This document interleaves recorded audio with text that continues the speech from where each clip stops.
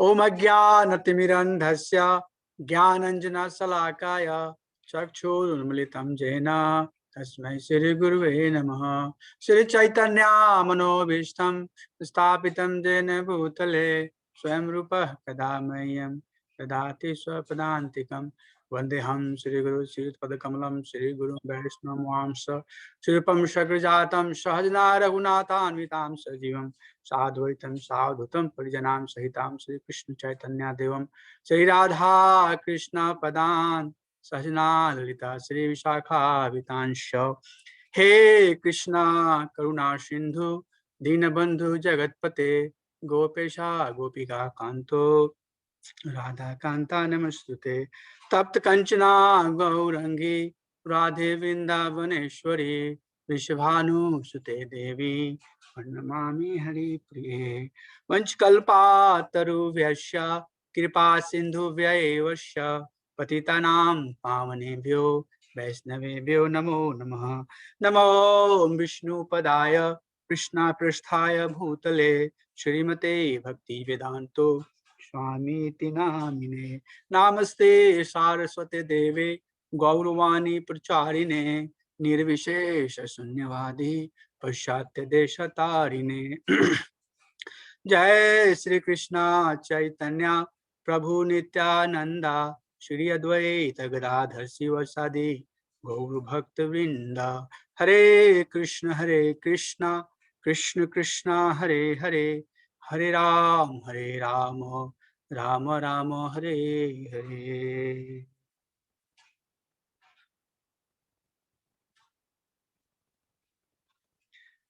हरिनाम संकीर्तन की जय, हरे कृष्ण महामंत्र की जय, ग्रंथराज श्री भागवत गीता की जय, श्रीमद् भक्तवृंद की जय, हरि हरि बोल. Okay, thank you, Hare Krishna. So we can start our discussion today, and we are getting into a new module, module 3, and we'll start new chapter, chapter 13, nature, the enjoyer, and consciousness. Before I get into this chapter, I wanted to reveal one truth, that out of all 18 chapters, this was the chapter that was really very difficult for me to understand. So when I was trying to basically understand the chapters of Bhagavad Gita, this chapter in the beginning, because I had not maybe enough reference to understand some of the terms that's being used in this chapter. But when I was doing Bhakti Sastri, it helped me to understand, this chapter. I mean, little bit. Nobody can say that they understood the chapter, Bhagavad Gita. It's a lifelong process. But at least some understanding, I developed through my Bhakti Sastri also. So thank you to Bhakti Sastri that I did. And I hope that, it will help you also to understand this chapter. The format that I'm using is very unique.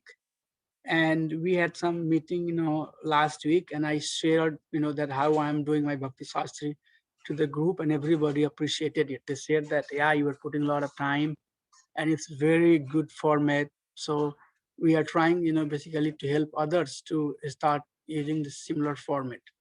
So when I did Bhakti Sastri, I did not really, go through nice slides like this and kind of breakdowns of the things. Just wanted to let you know that this chapter is definitely very difficult, and I would request that please be careful while we are using the terms and make sure that it's clear. And if there is some discussion needed, of course we can do, no problem. So getting into this chapter has 35 verses. The first verse, Arjun is asking questions about Pursa, about Prakriti, about Kshetra, Kshetragya, and about Jnana, and Geyam, the object of the knowledge. And then Krishna describes basically Kshetra and Kshetragya and Jnanam from verse number 2 to verse number 7. And then what's the process of acquiring the knowledge? That's basically given in a series of verse from verse number 8 to 12. Very powerful verse, very powerful verse. And then uh, verse number 13 to 19, Gayam, object of knowledge, is mentioned. And then 20 to 26, Prakriti, Pursa, and their union. So some of the question that was asked in first verse is also answered there. And then final few verses, 27 to 35, Gyan Chakchu, the vision of knowledge is mentioned. So this is very technical chapter, very beautiful chapter. So as most of you know that the first 6 chapter of the Bhagavad Gita is talking about Karma Yoga. And then the middle 6 chapter is talking about Bhakti Yoga. And then the last 6 chapter of Bhagavad Gita for this course, it's going to be last 6 chapter, and we'll be completing the Bhagavad Gita, is talking about Gyan Yoga. So Bhakti is in the middle, and how one can climb up to Bhakti Yoga through the process of Karma Yoga. And then the last 6 chapter is talking about how one can come to Bhakti Yoga through the process of Gyan Yoga. So I just wanted to read word by word. In the middle 6 chapter, Krishna described Bhakti Yoga along with the precise nature of the Jiva, the Lord, and the matter. So Jiva, and then the Lord Ishvara, and then the Prakriti have been described in first 6 chapter, and finally it has been concluded up to the extent of pure devotional service. The first 6 chapters showed how karma leads to bhakti, and the last 6 chapters will show how jnana will leads to bhakti. In the final 6 chapters, Krishna describes jnana or gyan mixed with bhakti, while indirectly showing keval bhakti. So this keval bhakti is not the new term for us. We know that keval bhakti is basically unalloyed, pure devotions to Supreme Personality of Godhead.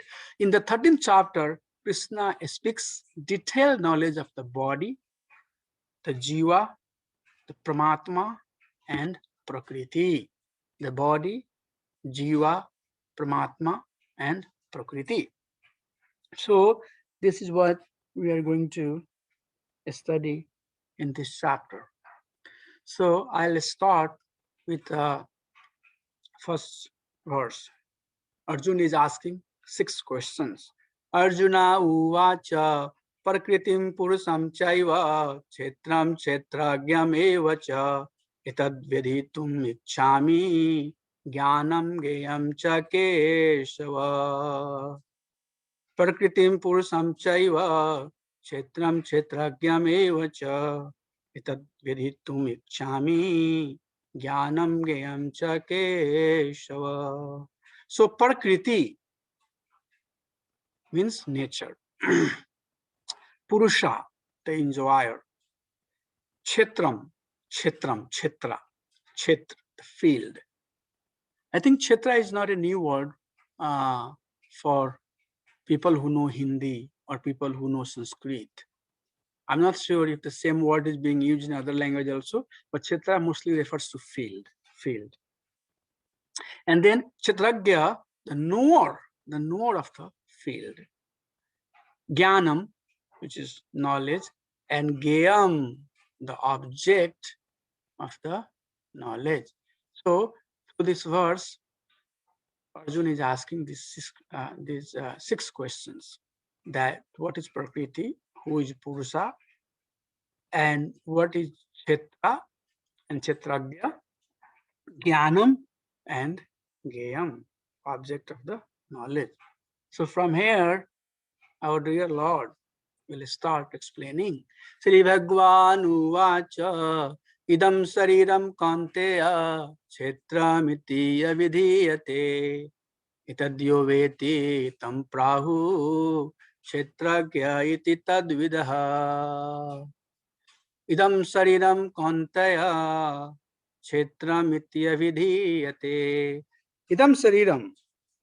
So, kshetra, or the field of the activity for conditioned soul, is the material body. Idam sariram. This material body is basically the field of activity. Okay. So, what is kshetra? The kshetra is this body, the body that we have, and then the elements which are associated with this body. So we'll come to that segment later. So idam sariram kantaya kshetramitya vidhiyate. This this body, or the field of activity for conditioned soul, is the kshetra. A conditioned soul is entrapped in the material existence according to his capacity to dominate the material nature and enjoy sense gratification. He is given a body made of material senses, which is his field of activity. So it's not only for a human being, but based upon the desire of each living being, and and the sensual, mostly the sensual desire, or desire of the bhoga, that they have. Based upon that desire, they have been awarded the body. And what that body does is that it allows that conditioned soul to enjoy accordingly. So, so we can see that there are a variety of bodies around us, and all of those bodies that's given to each living being is basically to fulfill their desire. And based upon their body, they have a field of activities. Basically we call it domain. It's like, it's basically the area in which one is operating. and and the area that is given for one to operate, the kshetra, the field that is given for one to operate, is based upon the desire of that living being, based upon the bhoga, especially the bhoga that that living being has. And then etadyo veti tam prahu kshetragya iti tadvidaha. And kshetragya, so kshetra is the body, the field, and kshetragya, the knower of the field, is soul. Soul is the knower of the field. So kshetragya, or the knower of the body, is individual soul living within that body. He is different from the body and is its proprietor. So field is body, and the knower of the body, the one who knows this body, is soul. So we all have some happiness, some pain, some distress, different types of emotion and different experiences, around everything, right? So all of that basically is perceived by soul. Soul is the real knower, that this is me, Ramacharya Das, this is you, Ashok Prabhu, or, somebody, XYZ. Everybody knows about, themselves. So the real knower of the body is soul, but not only soul is the only knower. There is one more person who knows about the body. We'll learn about that, but soul is knower of the body. So kshetra and kshetragya. Kshetra, this body, is basically temporary, but the knower of the body, who knows this body, soul, is eternal. So kshetra is temporary, the field is temporary, but the master of the field, who owns the field, is eternal. And in this particular case, the body that all living beings have got, those bodies are temporary, but the knower of the body, soul, is eternal. So then we'll continue on the same theme in verse number 3. Kshetragyam chapi imam vidhi sarva chitreshu bharata chitra chitra gayor jnanam yat taj jnanam matam mama chitra jnanam chapimam vidhi chitra jnan chitragya chitragyam chapimam vidhi sarva chitreshu bharata. So Sarva Kshetreshu Bharata, of all the Kshetra, there are multiple, Kshetra. And Krishna is saying that Kshetram Agyam, Kshetra Jnanam, Chapi Mambidhi. He is knower of all the Kshetra. So Kshetra, Kshetrajana is Krishna too. So the knower of the body is Krishna also. I am also the knower of the field in all bodies as the super soul. Okay. So now we have two knower of the body, two knower of the kshetra, soul and super soul. But what is difference between soul and super soul is that the soul is limited to individual body. You know your body, I know my body, and whoever is in their body, embodied in that body, they know that body. But Krishna knows everybody as super soul, everybody's bodies. So that is how Krishna knows us also. So if we think that that there is nobody else knowing what I'm doing, then that is refuted right here. Krishna is saying that Sarva Kshetresu Bharata, Vidhi Sarva Kshetresu Bharata. He is knower of all the Kshetra. He is knower of all the bodies, whatever body we have been through, and I don't know what we have in future. And whatever forms and features we had, Krishna is knower of all the body. Chitragyam chapimam vidhi sarva chitresu bharata chitra chitra gayor jnanam yat tat jnanam matam mama.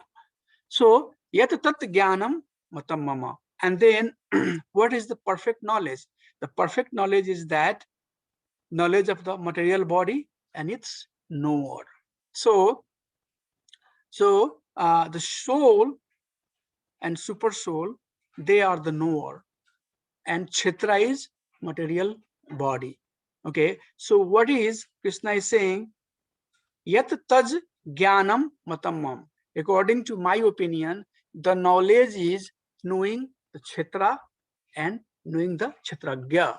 Kshetra is this body and Kshetragya is soul and super soul. So it comes back to the point that the real knowledge is knowing the soul, knowing the super soul. And when we are saying this, when we are showing the body, in fact, knowing the Kshetra and knowing the Kshetragya. So when we are saying the Kshetra has basically soul and body is coming from the material element. So real knowledge is knowing the Prakriti, knowing the Atma, and knowing the Bhagwan. Okay, so these three are real knowledge: Kshetra and Kshetragya. Kshetra comprise two components. One is body, gross body, which is coming from the material element. So knowing the material element, about the material element, how those elements interact, and then knowing the soul, and then knowing the super soul. These three are subject. Krishna is saying Kshetragayor jnanam yat taj jnanam matam mama. This is my opinion. According to Krishna, this is the knowledge that Krishna is saying that one has to know. So perfect knowledge means knowing the Kshetra and knowing the Kshetragya.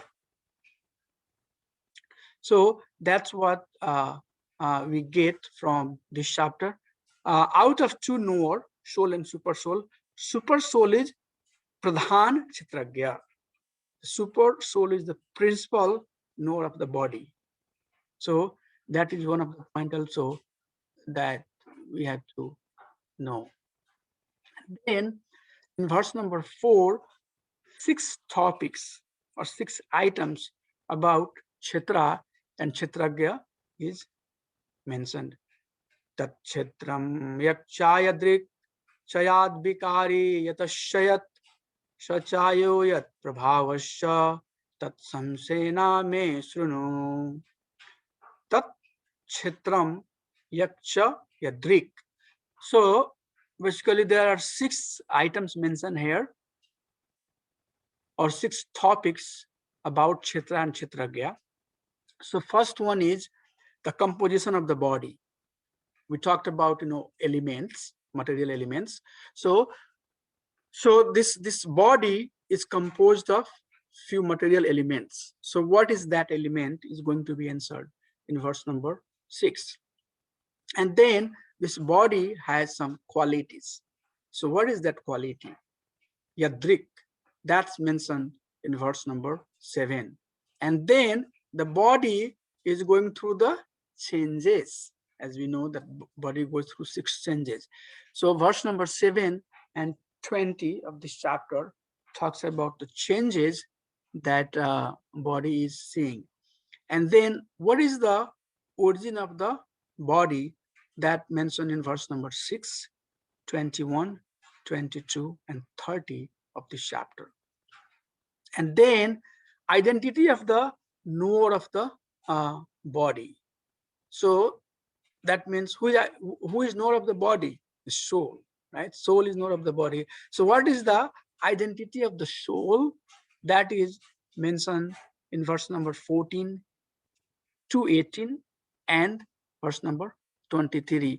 And then power of the knower of the body means both soul and super soul. So that's mentioned in verse number 14 to 18. So verse number 4 basically talks about 6 topics or 6 items that we learn in this chapter about Kshetra and Kshetragya. And then before Krishna starts talking about the body, which means the material elements, about soul and about super soul, he is citing uh, he is citing Guru and Shastra. Prabhupada, very nicely, writing and giving us the example that when a bona fide, person or a bona fide speaker, when he speaks or talks about anything, he always takes the reference of Bhagwan and I mean, when we say Bhagwan, we can say Shastra, and then he also take the reference of Shastra. So here in this example, there we are seeing that Krishna talking to Arjun as Guru, taking the example of Shastra and Sadhu. And I have talked it multiple times at other places that tripods, Guru, Shastra, and Sadhu. These are the 3 reference, Guru, Shastra, and Sadhu. So these 3, Guru, Shastra, and Sadhu, mix, tripods or mix, kind of triangle. So Guru talks based upon Shastra and Sadhu. Okay, whatever Sadhu is talking is coming from, Guru and Shastra. And Shastra has what sadhus have perceived and realized, and what Guru talks about. So if we have contradiction, if Guru has contradiction on any subject, he goes back and sees what Shastra and what Sadhu is saying, and then he gets his contradiction resolved by looking at the reference that's given in Shastra and that's coming from the Sadhu. Okay, so these basically triangle give a code of conduct or area of conduct for a devotee. A bona fide devotee should act within the domain of that triangle, acting or doing things which is basically supported by Guru, Shastra, and Sadhu. And that's Guru, Shastra, Sadhu Vakya Trineta Kariya Akya. By aligning ourselves with Guru, Shastra, and Sadhu, we advance in the process of bhakti. But that's not easy. Many things we do which is not completely aligned with Guru, Shastra, and Sadhu. But the goal of our life is slowly and slowly to align our activities with the Guru, Shastra, and Sadhu's instructions. So Krishna, in this particular reference, setting a beautiful example for us to follow. As a Guru, we should be taking the a reference of Shastra and Sadhu. So I'll just read the verse. ऋषिभिः बहुधा गीतं छन्दोभिर्विविधैः पृथक् Brahmasutra पदश्चैव हेतुम् आदिभिर्विनिश्चितः. So ऋषिभिः बहुधा गीतं. So the sages and Vedic literature such as Brahma Sutra, basically talks about this. That's what Krishna is talking before he's explaining about this Chitra and Chitragya and Purusha and all these 6 items.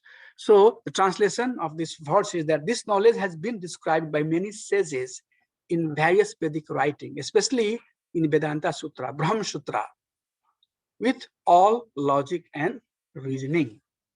Krishna, so here is another point that I made a note. Krishna, in the role of Guru, thus presents corresponding references to Sadhu and Shastra. Krishna is presenting here reference of Sadhu and Shastra. And then verse number 6, so as we saw here in verse number 4, he says that the composition of body is basically the body is composed of. That's given in verse number 6. So let's read the verse number 6. Mahabhutani ahankaro buddhiravyaktam eva cha indriyani dasaikam cha panchachendriya gocharaha. Panchachendriya chaindriya gocharaha. The body is composed of 5 great elements: false ego, intelligence, unmanifested state of 3 modes called pradhan, 10 senses, mind, and 5 sense objects. So we are getting a little bit technical here, but try to at least understand what I'm going to basically explain in few slides here. So through this verse, basically it's been spoken that the body is made up of 24 elements. And what are those 24 elements? 5 Mahabhuta. It's called Dravyam, gross element. Ether, air, fire, water, and earth. And then 5 knowledge acquiring senses, the senses by which we perceive the knowledge: eyes, ears, nose, tongue, and skin. And 5 working senses, the senses by which we work: speech, hands, feet, genitals, and anus. And 5 sense object: sound, touch, form, taste, and smell. So total 20 elements: mind, intelligence, false ego 23, and pradhana 24. Okay, so many of these elements might appear very familiar to you except pradhana. So I'll try to explain what is pradhan. But our material body is basically made of these 24 elements as per this verse. So I'll explain more, but before I do that, I want to also read the verse 7. So this verse 7, let me see. Yeah, this is good now. This verse 7 talks about quality of the body. So I have verse number 4 here on the screen also. The second item that's mentioned in that verse, what is the quality of the body and the changes that body undergoes. So this verse will help us understand that. Ichha dvesha sukham dukham sanghataschetana chetana dhritihi etat chetram samasyena cha vikram udharitam.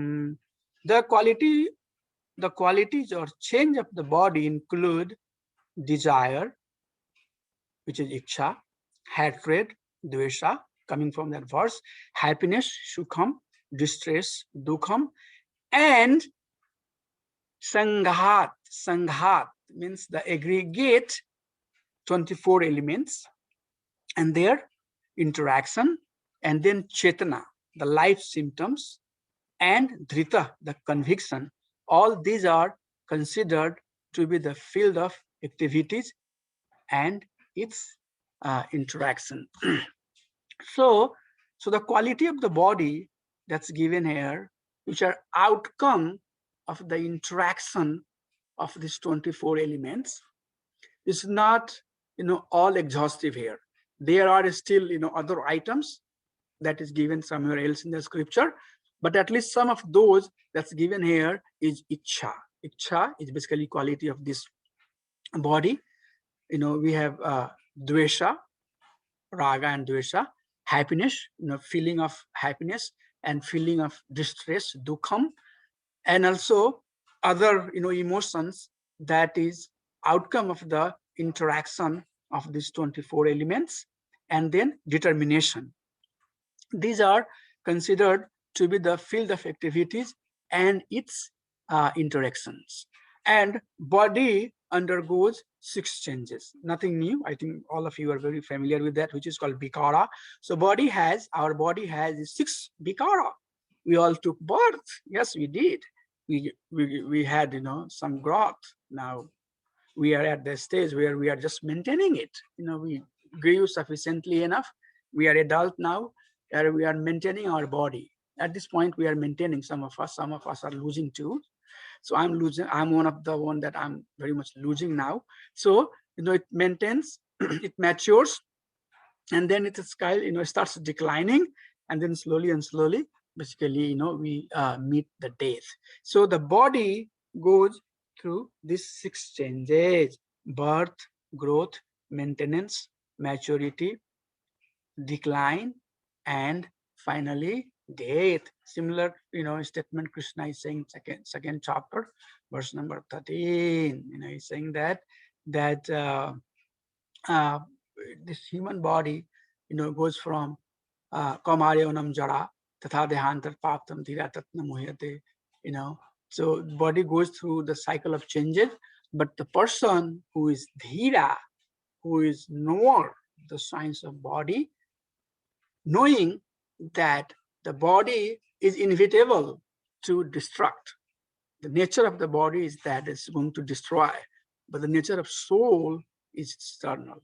It's eternal. It's not going to be, uh, destructed by destruction of the body. So the one who knows that the soul is eternal, by changing the body, he is not bewildered by it.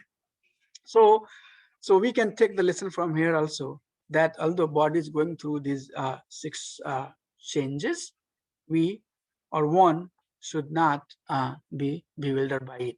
So we got the information about composition of the body, and I will have to little bit explain more on the composition, and then also the qualities of the body. Some of those qualities are given here, and then also the changes that body will see. Now, uh, this chapter, is basically talking about the nature. Okay, so I thought it would be really nice to introduce some, and that the word pradhana is also being used here.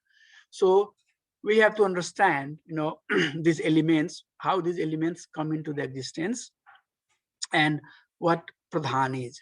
So this is beyond the scope of this discourse, but in Srimad Bhagavatam, entire second canto and third canto is dedicated to basically topic called Sarga and Visarga. Sarga means primary creator, and Visarga means secondary creator. Okay, so primary creator of this material world is Lord Sri Hari, Mahavishnu, Shirodakshai Vishnu, Krishna. Krishna is the creator of this material world. He is the principal primary creator. And what is the real meaning when we say that Krishna is the primary creator? Means he created the elements of the material world, and then Lord Brahma, used those elements to now start giving different form, different body. based upon the desire of the living being. Okay, so this itself could be a complete lecture, and there are tons of thing and technical thing we can talk here to understand how basically you know this whole elements, all elements of the material world comes into existence. There are some subtle elements, there are some gross elements, how the gross elements come into the existence, how subtle elements come into the existence. This could get very, very technical. And if you want to hear more about it, we have evening Bhagavatam classes that we are doing, and there once a while I come and give presentation, 1 or 2 slides I present. And if I see that things have become a little bit more tricky, I just come and share some of the information. So it's beyond the scope of this class, but I would like to basically give you some idea what is basically material elements and how the material world is created. So here I have a beautiful slide, and in this slide, the topmost part here, the lotus petal that you see, is Golok Vrindavan. Okay, so this is the place where Krishna resides with Srimati Radharani and all of his associates, all of the pure devotees. And there are different petals here. So each petal is for unique type of devotion that one has for Krishna, such as the very closest petal is for the devotees who are worshipping Krishna in Madhurya Rasa, and then Vatsalya Rasa, then Shakya Rasa, then Dasya Rasa, then Sant Rasa, like that.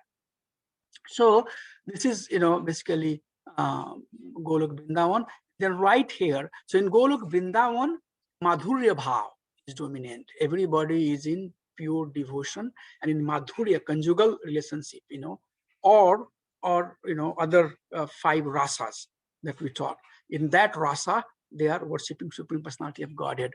But same Srimati Radha Ani and Krishna, they come in Vaikuntha, and then they are worshipped in the center. You will see that they are worshipped as Vishnu and Mahalakshmi.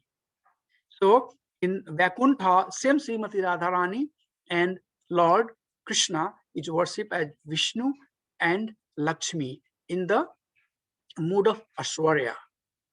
So when Krishna is in Golok Vrindavan, he is a cowherd boy, living very simple with flute, herding cows. But when he comes in Vaikuntha, then he has a kingdom and all the Adi Deva, Adi Shiva, all the elements, all of them are in very opulently serving Lord Narayan there, Lakshmi, Mahalakshmi.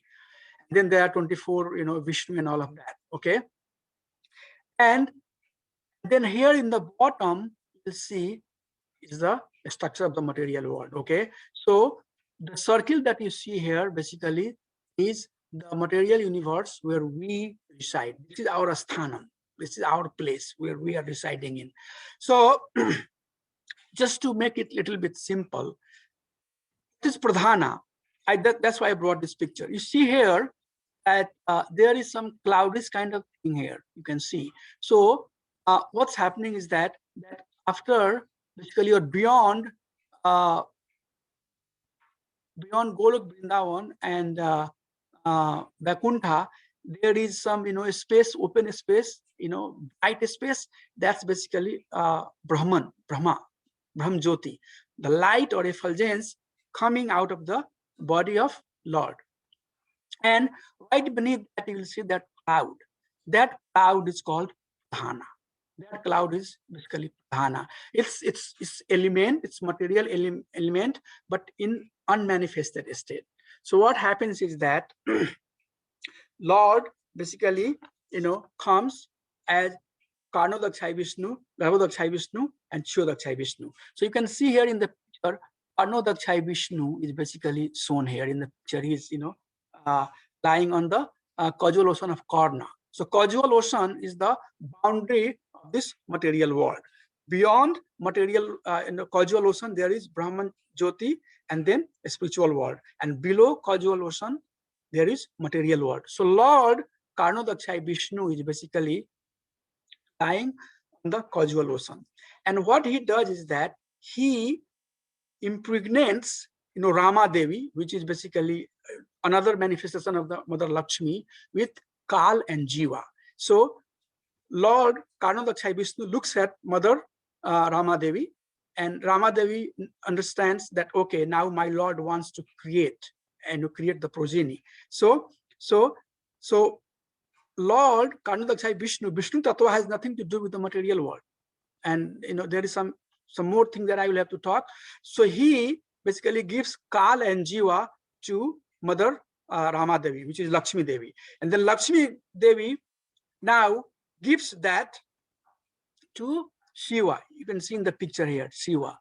Okay, and Shiva takes that Kal and Jiva and then gave it to Durga, Mother Durga, Maya, and then she comes and she start, helping with the creation. Okay, so just to keep it simple, Karnadaksha Vishnu has this Kal and Jiva, and then he looks at the Pradhana and he impregnates the Pradhana with Kal, Jiva, and then that Pradhan turns into Mahat Tattva. So Mahat Tattva is mostly into mode of goodness and mode of passion. Okay, so by Mahat Tattva, you have Kala, you have Jiva, and you have Satogun, and you have Rajagun. Then Mahat Tattva transform into Ahankar. Okay, Ahankar is the root cause of all of us to be in this material world. The root cause of our existence is Ahankar. So Mahat Tattva has mode of goodness and mode of passion. It transforms into Ahankar. Ahankar is mostly in the mode of ignorance. So by the time, things turns into Ahankar, at that time, you have goodness, passion, and ignorance. So in this material world, these are the three gunas. So unless and until this guna manifest, the activity will not, start happening. So these gunas are responsible for the activity that happens in the material world. Okay, we as a human being in the mode of passion, we are acting. The jnana is the symptoms of mode of goodness, and tamoguna is the symptom of laziness and lethargic activity. So ahankara basically has these three guna: goodness, passion, and ignorance. And this guna basically, so in mode of goodness there is Gyan Shakti. In mode of passion, there is Kriya Shakti. And then in mode of ignorance, there is Dravya Shakti. Okay. So this Gyan Shakti, which is Karta, doer, that Karta basically manifests into 11 elements. And then Karna Shakti, which is Kriya Shakti, manifests into, another series of elements. And then this Dravya Shakti, which is, effect of the Karna Shakti, that again manifest into another material elements. So that is how all the material elements come into the existence, starting from Lord. Slowly and slowly things comes down, and then the material elements gets created. So this is Sarga. All of this is happening at each step.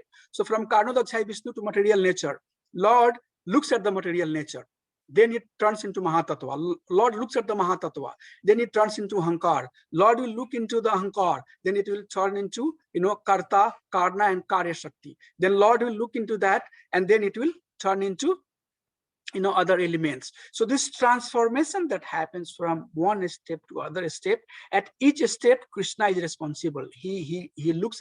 Without him, this is not going to manifest. So this is the Saraga, this is the primary element. And then Karnodaksha Vishnu now comes in, from his from his pore, basically, the material universes starts coming. So you can see that there are so many eggs, which is each egg represent one universe. So from his pore, the universes are coming, and in each universe, Lord Karnadaksha Vishnu manifests as Garbhodaksha Vishnu, and then the 3/4 of each universe is filled with water, Garbha Ocean, Garbhodaka Ocean, and Lord goes in Garbhodaksha Vishnu goes, and then he lies on the Garbhoka Ocean, and then from that, from his navels, basically, lotus stem sprout, and on top of that, Lord Brahma comes, And then Brahma takes these elements that Lord has created, and then he starts basically creating the material world. And based upon the ahankara, the desire that each living being has, he starts giving them the body. Okay, so that's how we end up getting body. So this is a very quick snap of how the elements are generated and how the living beings are coming into the existence. So there is other points that I wanted to mention here, is that somewhere you will hear that there are 28 elements somewhere in the Shastra. So if you read Prabhupada's book at different places, there are different number of elements mentioned. Somewhere you will hear 28, somewhere you will hear 24, somewhere you will hear 25, somewhere 9, somewhere 16, somewhere 17, somewhere 5. Okay, so when I was doing this study, I myself got extremely confused. What is that? Okay, so so I'm just going to little bit explain that when you read that, you should not get confused. Why? Because these things are in fact the same, but different degree of consolidation. Such as you take the sugarcane juice, and if you concentrate it, it becomes sugar. Okay, you take the sugar and concentrate it, then it becomes mystery, like that. So the mystery has sugar quality and has the quality of sugar cane, but it's mostly in the consolidated form. Okay, so how you consolidate will tell you how many numbers are there. But if your concept is clear, if you understand this subject very carefully, then you should not be getting confused what number it's being given. And this is very nicely described in 11th canto of Srimad Bhagavatam. Uddhav, when meets Krishna, he's asking the same questions. My dear Lord, I hear people saying 28, saying 7, 9, 6. What is exactly that? And Krishna is saying that all of them are right, because they are saying the same fact in different way. And then he says in verse number 7, the gross element has subtle component associated to it. Okay, so when you are saying the earth has all other elements. Earth has water, earth has fire, earth has a sky, earth has ether. So all these 5 components are there in earth. So if somebody is saying earth, he is saying all other 5 mahatattva too. That's what basically Krishna is saying. So he's saying that one should not basically confuse, because it's the same thing, but different philosopher, different sages describe it differently. So the same question basically Parikshit Maharaj is asking Sukdev Goswami, that how this material world is created. And in second canto, Sukdev Goswami says that there are only 5 elements, which is Dravyam, Kala, Jiva, Swabhav, and Karma. Okay, this material world is created out of these 5 elements: Dravyam, Kala, Karma, Swabhava, and Jiva. 2, 5, 14. You can go and read. Okay, Yad Rupam. This material world is created by these 5 elements: Dravyam, Kala, Karma, Swabhava, and Jiva. And these are nothing but the manifestation of the Vasudeva. So same 5. Okay, if you really look on the other side, Krishna is saying in chapter 22 of 11th canto that there are 28 elements: Lord, soul, 3 modes of nature, Mahat, false ego, mind, and then the 20 sense component. So if you add them up, it's 28. But if you look at those 5, Dravyam is basically 10, 5 Mahabhuta and 5 sense object. Jiva has false ego and mind, right? Kal is, Krishna is saying that Kalosmi Aham. Kal represents Lord and Mahat. And Swabhava is 3 modes of material nature. And Karma is basically a result of our bhoga, or result of our sensual pleasure that we do. So if you really see there in that 5, all these 28 elements are there. Okay, so just to make it clear, I kind of sharing this slide again. If you see, it says that there are only 25 elements. So in that case, you can leave all of them together, and 3 modes of nature, which are passion, ignorance, and goodness, you can just say the nature, then it becomes 25. So hope the point is clear. Okay, so that is why when you are seeing in this verse here that there are 24 elements, and here you are seeing that there are 5 elements and 28 elements, which one is correct? All of them are correct. All of them are correct. Okay, but here just by saying the pradhan, Krishna has, in this particular statement, he has all other elements, is included in the pradhan. Because you look at this short, in fact, everything is coming from Lord. Okay, so another very simple way to understand is that if you don't want to remember all of this, then you can say that cause of all the causes is Krishna. Okay, so Krishna is basically everything. Okay, so that is how we can sometimes, if you have contradiction in our understanding, sometimes we can resolve by doing some research and understanding it more deeply. So the point that I was trying to make is that if you hear 24, 9, 16, 5, don't get confused. It's same, but just different degree of consolidation. Ultimately, cause of all causes is Supreme Personality of Godhead. Okay, so in this verse here, Krishna is telling us that we are the material bodies is made of these 24 elements.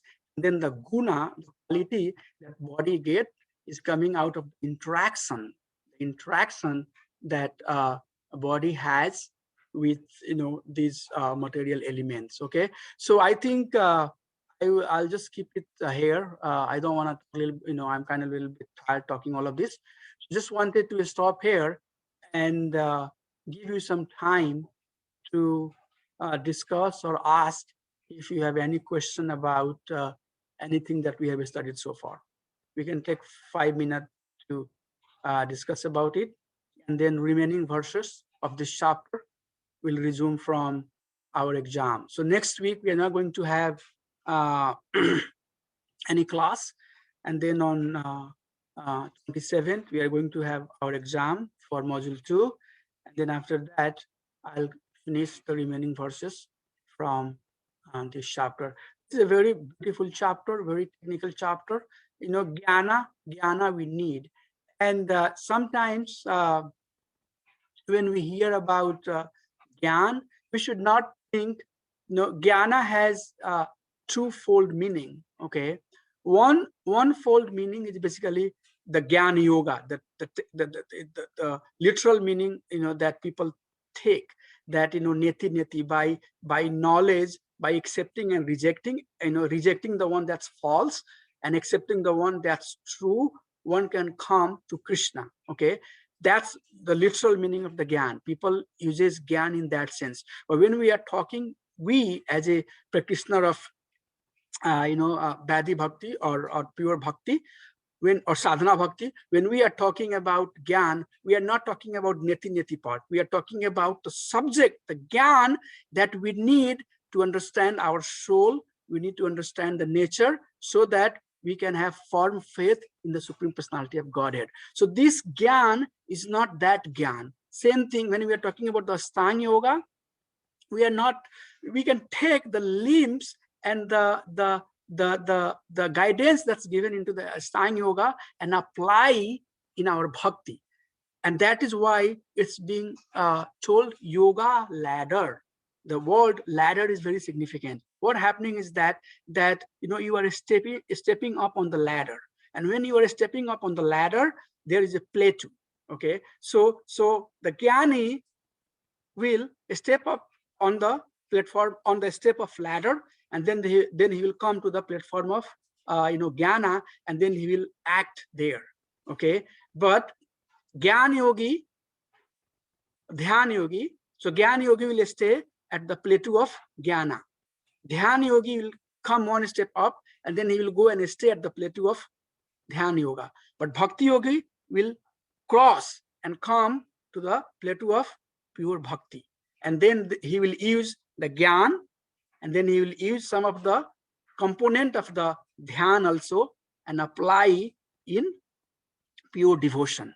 Okay, so don't get confused. I'm not teaching that Gyan Yoga, but I am teaching this Gyan Yoga, the Gyan Yoga that is needed for us to come to that plateau of bhakti where we can practice our sadhana bhakti with full understanding. That's what Krishna is saying, that action is good, but action is better if you act in knowledge. And what's that knowledge? The knowledge to please Supreme Personality of Godhead. Dhyana is needed when we are chanting the holy name of Krishna. We have to have some control on our senses, on our mind, on our intelligence, on our activities, so that we can focus on bhakti. So the limb of the Gyan Yoga and limb of the Dhyan Yoga is basically for us to use them and be a sadhaka, Badhi Bhakti, in a very strong and in very clear and defined way. Okay, so that's the basically essence. We are sargrahi, we are not the bhargrahi. We are trying to take the essence and come to the point and apply. And bhakti yoga gives the real application of the jnana and dhyana. So when we are talking about next 6 chapter, Gyan Yoga, don't think that we are deviating from what we studied in the first 6 chapter. Rather, the goal is bhakti. We are climbing from this side, we are climbing from that side. We are using both, karma and Gyan Yoga to come to the plateau of bhakti. So that's all I would like to share today. I don't know how much of that was clear to you, but even if you got confused, that's good. Sometimes confusion is good because it will inspire you to clear your confusion. And in that process, you will learn and we will learn. That's how we learn. So confusion is also not bad. So even if I confused you, not bad. So if there is something we can discuss for next 3-4 minutes, we can discuss. Otherwise, we'll adjourn.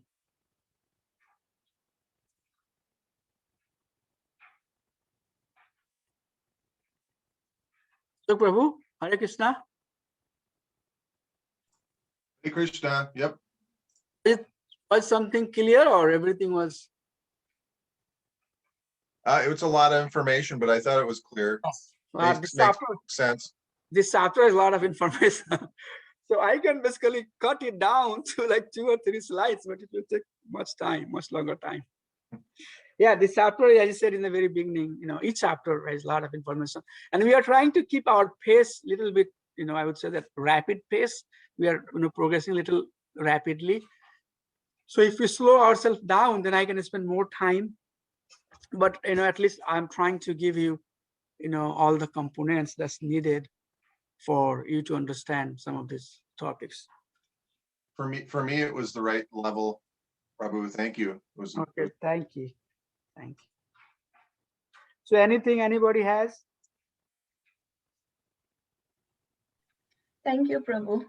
I really was confused before with the 28, 25 elements. Wherever I read, there was different number, but today it got clarified. Thank you very much. Yes. We are reading that in our evening session also. And many devotees said that, I said it's not me saying, it's Krishna saying here, through the series of verses in 11th canto. So yeah, very nicely Krishna has explained, I didn't read this text and the, translation of this text, but it's very nicely, mentioned there that no need to be confused. It's same thing, just being, spoken in different way.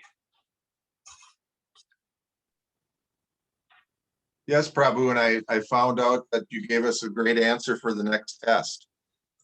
That when in doubt, just say Krishna is the cause of all causes, and we pass the test. Yes. No, really. I mean, this is the simpler way. If we have doubts, go back and you'll find out that it's coming from Krishna. He is cause of all the causes. Yes. Anybody has anything?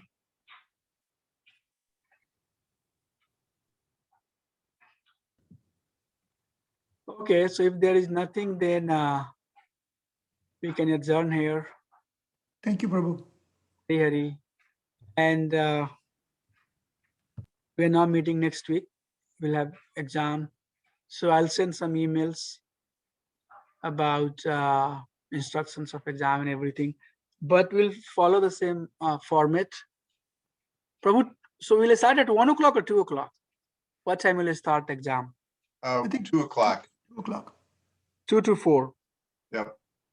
So I'll send the question paper maybe 5 minutes before, and then you all can. Oh yeah, one more thing I wanted. So this time, please make sure that your your camera is working. If it doesn't work, then let me know. I want everybody to have their camera on, please. In real world, if there would have been everything in our favor, this type of exam normally we do in person, and I should have sent somebody or should have done something. But if you are doing on the camera, please make sure that your camera is on. And I would like to see everybody while you are giving the exam. I There have is a question. I have a Yes. question, Prabhu. Did everyone handwrite and then scan and send it in, or is it possible to type so it's easier for you to read? My handwriting's not great. Oh, I mean, whatever works with you. Okay, I personally, like, just writing by myself. I want to save some time to think and give, but many people, they're very good in typing. And last time, many of you basically, used your laptop to answer the question. Many of you, wrote by yourself. It was handwritten. So I'll just, let you decide whatever works with you, whatever makes you okay, efficient. And I have no problem. I can read. If I cannot read, I'll call you and I'll ask you, okay. Prabhu, what All right, is- Haribol. Yeah, not a problem. So whatever works with you, please do that. Thank you. Okay, so we'll chant Vaishnava pranams. Vanchkalpata Rubhyascha, Kripa Sindhu Vacha Patitanam Pavanebhyo Vaishnava. Vaishnavyo Namo Namaha. Assemble Bhakti Vrind ki jai. Assemble Bhakti Vrind ki jai. Nitai Gaur Prem Nandi Hari Hari Bol. Iskan founder Acharya, His Divine Grace Shri Bhakti Vedanta Swami Srila Prabhupada ki Jai. jai. Thank you so much. Hare Hare Krishna. Krishna. Thank you, Haribol. Hari Thank you Bol. very much, Prabhu. Thank you. Hare Krishna. Hare Krishna. Hare Krishna. Dandavat pranam. Hari Hari Dandavat. Hare Krishna. Thank you, Prabhu. Dandavat pranam. Hare Krishna. Dandavat. Hare Krishna.